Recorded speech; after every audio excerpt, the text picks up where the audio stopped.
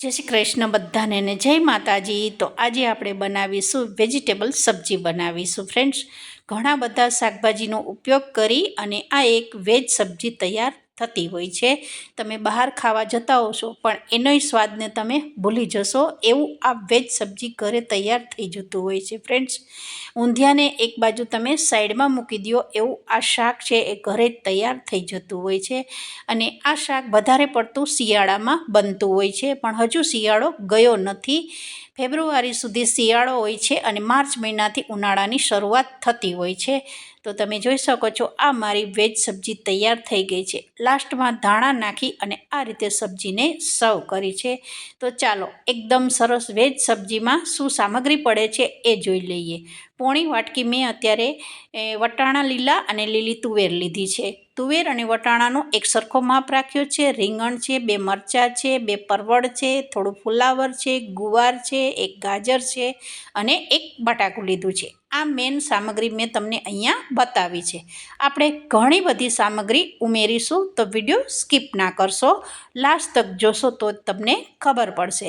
હવે આપણે આ બધી વસ્તુને પહેલાં તો સારું એવું ચોપિંગ કરી દીધું છે। તમે જોઈ શકો છો કે બહુ વધારે પડતું ઝીણું ઝીણું આપણે નથી કાપવાનું કારણ કે આ બધી સબ્જીને તેલમાં આપણે તળવાની છે। તો મોટા મોટા પીસ કરી અને હવે આપણે આને થોડું પાણીમાં ધોઈ અને કોરું કરવાનું છે કારણ કે આ જેટલી આપણી સબ્જી છે એને કોરી કરશો તો એકદમ સરસ તમને તળતી વખતે બિલકુલ છાંટા નહીં ઉડશે। હવે આ બધું ડુંગળી, ટામેટાં, લસણ, આદું અને મરચાંને ઝીણું સમારી લીધું છે। હવે ગુવાર છે એ થોડો મોટો છે તો ગુવારને આ રીતે ઝીણો ઝીણો પીસ કરી દેવાના છે જેથી કરી અને તળતી વખતે આસાનીથી ગુવાર તળાઈ જાય અને એકદમ થોડો ક્રન્ચી થઈ જાય। તો હવે આ બધા વેજીટેબલ્સને મેં એકદમ જાળીમાં નળ નીચે ધોઈ નાખ્યા છે। ધોઈ અને રૂમાલથી આ રીતે કોરા કરી દેવાના છે। હવે અત્યારે એક બાઉલ લીધું છે એમાં આપણે પાણી નાખી અને આ બે વસ્તુને ઉકાળવાની છે, મતલબ કે 2 થી 3 મિનિટ આને થોડું ઉકાળીશું। હવે એ ઉકળે છે ત્યાં સુધીમાં આપણે 1 વાટકી તેલ નાખી દીધું છે તળવા માટે બધા વેજીટેબલ્સને। હવે આ વેજીટેબલ્સ અત્યારે એકદમ પહેલાં ફુલાવર નાખી દીધું છે અને ગેસની ફ્લેમ એકદમ ફાસ્ટ રાખવાની છે। અહીંયા ધીમી આંચે તમારે કોઈ પણ શાકભાજીને તળવાનું નથી, નતર જો ધીમી આંચે તમે કરશો તો બધું તેલ છે એ શાકભાજીમાં વધારે પડતું આવી જશે અને શાક છે એ આપણું એકદમ તેલવાળું બનશે। તો એ વાતનું તમારે ખાસ ધ્યાન રાખવાનું છે કે ફૂલ ગેસે જ બધી શાકભાજી છે એને તળી લેવાની છે।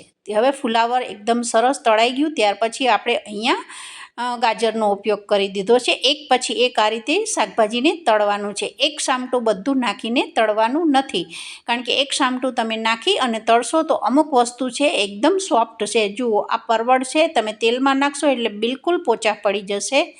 તો બસ એને વધારે તાપમાનની જરૂર નથી, 2 જ મિનિટ આ રીતે રાખી અને પછી તરત જ આને કાઢી લેવાના છે। જુઓ એકદમ ગ્રીન કલર જ છે ને પરવળનો। હવે અત્યારે મેં બટાકા નાખ્યા છે। બટાકા થોડાક મોટા અને કઠણ હોય છે તો આને આપણે અત્યારે લગભગ 2 મિનિટ વધારે તેલમાં શેકાવા દેવાના છે। તો જુઓ મેં લગભગ આને 2 મિનિટ વધારે તેલમાં શેકાઈ ગયા પછી અત્યારે તેલમાંથી નીકાળી દીધા છે।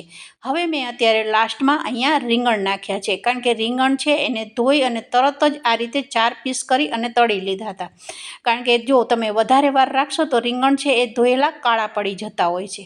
હવે લાસ્ટમાં મેં અત્યારે ગુવાર જે ઝીણો ચોપ કરેલો છે એને બી આ રીતે ક્રિસ્પી કરી લીધો છે, બહુ વધારે ક્રિસ્પી નથી કરવાનો। હજુ આ બધી વસ્તુને આપણે ગ્રેવીમાં ઉમેરવાની છે।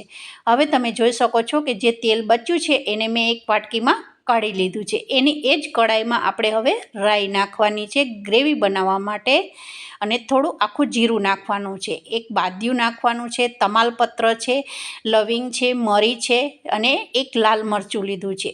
આ ગ્રેવી આપણે આમાંથી જ આપણે એક સારી એવી પેસ્ટ બી બનાવીશું। આપણે કોઈ અલગથી પેસ્ટ માટે કોઈ વધારે પહેલાં શેક્યું નથી, એક જ વસ્તુ જ્યારે આપણે ગ્રેવી બનાવીશું એમાંથી જ આપણે થોડું ઉમેરી અને પછી ગ્રેવી બનાવીશું। તો એક કામની અંદર આપણા 2 કામ અત્યારે અહીંયા થઈ જશે। હવે તમે જોઈ શકો છો કે બધું ડુંગળી ટામેટાં નાખ્યા પછી આને હવે થોડી વાર માટે સોફ્ટ થાય ત્યાં સુધી છોડી દેવાનું છે, મતલબ કે થવા દેવાનું છે ઢાંકણું ઢાંકીને। બધી વસ્તુ તેલમાં શેકાઈ જાય પછી આપણે ગ્રેવી માટે આમાંથી 2-3 ચમચી આપણે લઈ લેવાની છે. તો હવે તમે જોઈ શકો છો કે સારું એવું તેલ બહાર આવી રહ્યું છે. ત્યારે એક પ્લેટમાં હવે જે ખડા મસાલા તેલમાં શેકાઈ ગયા છે એને કાઢી લઈશું. તો આ એકદમ કશ્મીરી લાલ મરચું છે, તીખું નથી, એનો કલર જોઈએ છે. એક લવિંગ જે નાખ્યું હતું એ કાઢી લીધું છે. તો છે ને એકદમ આસાનીથી આ ગ્રેવી બનાવવાની, તેલમાંય શેકાઈ જાય છે અને ગ્રેવીના ભાગનું તમે આ રીતે કાઢી શકો છો. તો આવી નાની નાની ટ્રીક સાથે કોઈ પણ સબ્જી તમે બનાવશો ને તો સમય બી ઘટી જશે અને બીજું કે રેસીપી બહુ જ ટેસ્ટી તૈયાર થશે અને ગેસની બી બચત થશે. તો આ રીતે તજ બી તેલમાં શેકાઈ ગયો પછી એ કાઢી લીધું છે. હવે આપણે અહીંયા ચોપિંગ કરેલું જેટલું આપણે જોઈએ છે એટલું રહેવા દીધું છે અને આ જે એકદમ વરાળે 2-3 મિનિટ વટાણા અને તુવેરને આ રીતે ઉકાળી લીધા હતા. તો એ બી સારા એવા થોડા કઠણ છે, લગભગ 50% જેટલા જ મેં અત્યારે અહીંયા ઉકાળ્યા છે. 50% જેટલા વટાણા અને તુવેર કાચા છે એને આપણે તેલમાં શેકી અને પછી આ રીતે સબ્જીમાં લેવાના છે. તો એકદમ ટ્રીક સાથે આ સબ્જી બનાવશો ને તો સબ્જી મારા કરતાં બી તમારી સબ્જી બહુ જ સરસ થશે. હવે આ બધી વસ્તુને આપણે મિક્સ કરી દેવાની છે. મિક્સ કરી અને હવે આપણે આને ઢાંકી અને લગભગ 2-3 મિનિટ છોડી દઈશું. તો જેટલા ટામેટાં કાચા છે એ એકદમ સરસ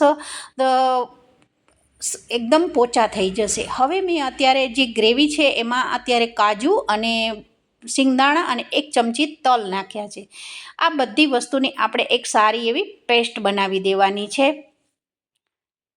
હવે એકદમ સરસ વટાણા અને તુવેર અને જે ડુંગળી ટામેટાં નાખ્યા હતા એમાં આ રીતે પેસ્ટ નાખી દેવાની છે જે આપણે આમાંથી કાઢીને રાખી હતી.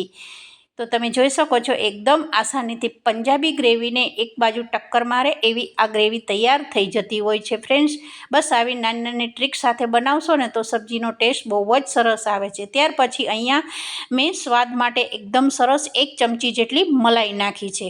તમારા ઘરમાં મલાઈ હોય તો ઓપ્શન છે, નાખી શકો છો, નતર થોડું તમે અહીંયા વધારે તેલ ઉમેરી શકો છો. 1 ચમચી લાલ મરચું છે, અડધી ચમચી ધાણા જીરું છે, અડધી ચમચી હળદી છે અને થોડુંક અડધી ચમચી જેટલું જે કિચન કિંગ મસાલો આવે છે એ નાખી શકો છો. જો તમારા ઘરમાં આ રીતે વેજ મસાલો પડ્યો હોય શાકભાજીનો તો તમે અહીંયા ઉમેરી શકો છો, પણ મારે આ એવરેસ્ટનો મસાલો છે એ બી બહુ સરસ ટેસ્ટ આપે છે. હવે મેં અત્યારે અડધી વાટકી જેટલું જે મિક્સરમાં બચેલું પાણી હતું એ અત્યારે અહીંયા ઉમેરી દીધું છે. અડધી વાટકી જેટલું પાણી નાખી મસાલાને સારા એવા ચડવા દેવાના છે. પછી આપણે અહીંયા બીજી વસ્તુ ઉમેરીશું. તો હવે આપણે આને સારું એવું ચમચાથી સારું એવું મિક્સ કરી દઈશું. મિક્સ કરી અને થોડીવાર માટે ઢાંકી અને રહેવા દઈશું. પછી આપણે અહીંયા બીજી પ્રોસેસ કરીશું. તો લગભગ 2-3 મિનિટમાં તમે જોઈ શકો છો કે ઉપર એકદમ સારું એવું તેલ આવી રહ્યું છે અને આ આપણી સરસ વેજ ગ્રેવી તૈયાર થઈ ગઈ છે. જોઈ શકો છો તમે એકદમ સરસ બધી વસ્તુ એકદમ ચડી ગઈ છે. ત્યાર પછી મેં 1 ચમચીના 3 ભાગ જેટલું ખાંડ લીધી છે અને દહીં લીધું છે 1 ચમચી જેટલું, કારણ કે ફ્રેન્ડ્સ થોડુંક આ ગ્રેવી ખાટી અને ગળી હોય છે. આપણે કાજુ તો નાખ્યા જ છે પણ તો બી થોડુંક ગળ્યું હશે તો વેજ ગ્રેવી બહુ જ સરસ લાગે છે. લાસ્ટમાં 1 ચમચી જેટલું મેં અહીંયા કસૂરી મેથીનો ઉપયોગ કર્યો છે.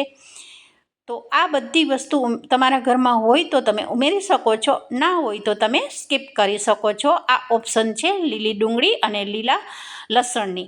મારે હતું તો મેં ઉમેર્યું છે, બાકી તમારા ઘરમાં ના હોય તો તમે સબ્જીને આ રીતે બી બનાવી શકો છો. ત્યાર પછી જેટલી શાકભાજી આપણી તળાઈ ગઈ છે એ બધી અહીંયા ગ્રેવીમાં ઉમેરી દીધી છે. હવે આ વસ્તુ ઉમેર્યા પછી આપણે બહુ હલકા હાથે આ જે વેજીટેબલ્સ નાખ્યા છે પછી ચલાવવાનું છે. એકદમ ચમચો આપણે બહુ વધારે પડતો વેજીટેબલ્સમાં નથી ફેરવવાનો, નતર બધા શાકભાજી તળેલા છે એ ભાંગી જશે. ફુલાવર છે, પરવળ છે એ આપણે આખા પીસ રાખ્યા છે અને હવે આપણું આ શાક તૈયાર જ થઈ ગયું છે. આને હવે બહુ આપણે વાર નથી રાખવાનું. તો લગભગ 3 જ મિનિટ મેં થવા દીધું હતું વેજીટેબલ્સ નાખ્યા પછી. તો તમે જોઈ શકો છો ઉપર એકદમ સરસ તેલ ફૂટી રહ્યું છે અને ફુલાવર છે એ બિલકુલ ભાંગી નથી ગયું, એકદમ સરસ ચડી ગયું છે બધી વસ્તુ. અને આ રીતે મોટા મોટા પીસ રાખેલા છે, કારણ કે વધારે પડતો મેં અહીંયા ચમચાને ફેરવ્યો જ નથી, એટલે આપણું શાક છે એ બધા મોટા પીસ જ છે અને એકદમ જે એનો ક્રન્ચી ટેસ્ટ છે એ બી એકદમ આખો જ આવે છે. ખાતી વખતે મોંમાં તો તમે જોઈ શકો છો એકદમ આપણું આ લચકા પડે એવું શાક વેજ તૈયાર થઈ ગયું છે. હવે આપણે અહીંયા લાસ્ટમાં એમાં થોડાક ધાણા ઉમેરીશું ફ્રેન્ડ્સ, કારણ કે કોઈ પણ સબ્જી બનાવતા હો તો ધાણા વગર તો બિલકુલ સબ્જી અધૂરી છે. તો વિડીયો પસંદ આવે તો જરૂરથી એક લાઇક કરજો. વધારે વિડીયો તમને મારો વિધિ કિચનનો પસંદ આવી જાય તો જરૂરથી સબસ્ક્રાઈબ કરી દેજો. તો આ આપણી સબ્જી તૈયાર થઈ ગઈ છે. તો હવે આપણે એને સર્વ કરીશું. આ સબ્જીને તમે બાજરીના રોટલા જોડે અથવા દાળ ભાત બનાવ્યા હોય એની જોડે બી તમે આ સબ્જીને ખાઈ શકો છો, અથવા કઢી ભાત બનાવ્યા હોય એની જોડે આ સબ્જીને તમે ખાઈ શકો છો. ઘણી બધી રેસીપી હોય છે ને અત્યારે તો લગ્નની સિઝન ચાલી રહી છે, તો લગ્નની સિઝનમાં આ રીતે વેજ સબ્જી વધારે રસોઈયા છે એ બનાવતા હોય છે. પણ આપણે એક પ્રયત્ન કર્યો છે કે ઘણી બધી શાકભાજી શિયાળામાં મળતી હોય એમાંથી જ આપણે જેટલી તમારા ફ્રીજમાં શાકભાજી હોય એનો લઈ અને આ રીતે વેજ સબ્જી તૈયાર કરી શકો છો. અને આ સબ્જી તમે બાજરીના રોટલા જોડે બી બહુ સરસ લાગે છે, અથવા ભાખરી જોડે જે આપણે કલાળીમાં બનાવતા હોય છે એકદમ બિસ્કિટ જેવી ભાખરી એની જોડે આ સબ્જી બહુ જ સરસ લાગતી હોય છે. તો જરૂરથી આ રેસીપીને ટ્રાય કરજો, અને ટ્રાય કર્યા પછી તમારી રેસીપી કેવી બની એ જરૂરથી કમેન્ટ કરીને જણાવજો.